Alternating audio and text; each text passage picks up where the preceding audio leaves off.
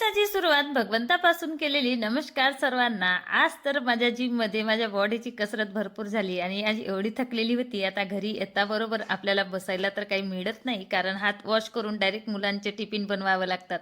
8:30ची मुलांची बस राहते, त्यामुळे वेळ लवकर होऊन जातो. आता मुलं तर गेले स्कूलला आणि म्हटलं आता मुलं गेले, पण तो मला छान मस्त भूक लागलेली आहे. आता मी माझ्यासाठी इकडे लसणाच्या पाल्याची चिले बनवली आणि एका बाजूला कुकर लावली. रात्रीला चणे घातली होती, म्हटलं उसळ करू. आता इकडे उसळला तडका लावली आणि मग आता चहा काही माझं बरोबर होत नाही आहे. चहा सोडली तर नाही, मी अदामधात घेतच आहे. सकाळी नाही झालं तर दुपारी घेते. इकडे हळद अद्रक घालून दूध गरम केली छान, त्यात थोडी साखरसुद्धा घातली होती आणि मस्त रिलॅक्स बसून मी इकडे माझा नाश्ता आटपवली. आता माझा नाश्ता झाला. भरपूरशा अशा कमेंट आहेत. आता मी जास्त कमेंटकडे लक्ष देतच नाही, म्हणजे मी कमेंट बघतच नाही, पण एखादी कमेंट येतेच डोळ्यासमोर.